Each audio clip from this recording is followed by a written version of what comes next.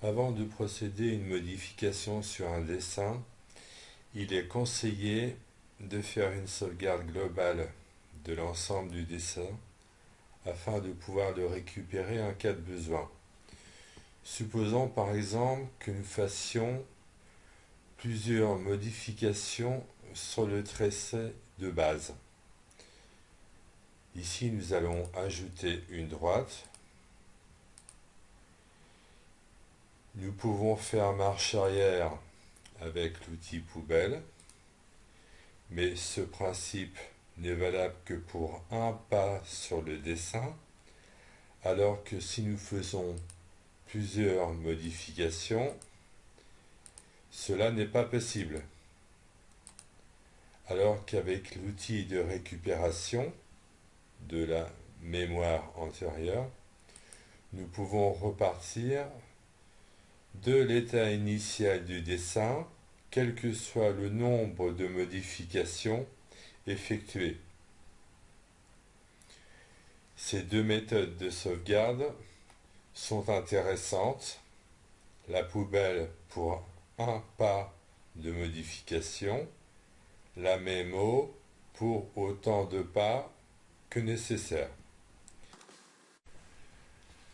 Nous allons à présent présenter deux façons différentes de créer un pli sur une droite. Nous allons tout d'abord tracer des droites quelconques qui représenteraient une partie du tracé global. Nous voudrions ici mettre un pli. Pour ce faire, nous avons un outil ici qui nous permet de sectionner une droite, mais une droite qui est inclue dans un dessin basique comme celui-ci. Nous pouvons après déplacer les points à notre guise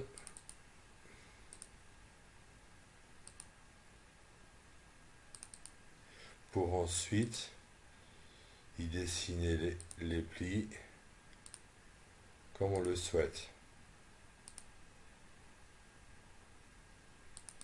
Mais cette technique est assez imprécise. Une deuxième méthode consiste à tracer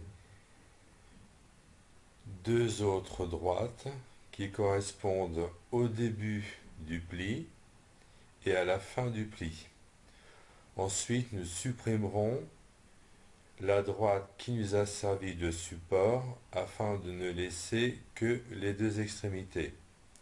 Pour ce faire, nous utilisons l'outil qui nous permet de tracer des droites. Nous voulons par exemple que cette droite parte à 3 cm du bord. Bon, la précision, là nous avons 6 centièmes de précision, je pense que c'est tout à fait acceptable. Nous allons faire la même chose ici.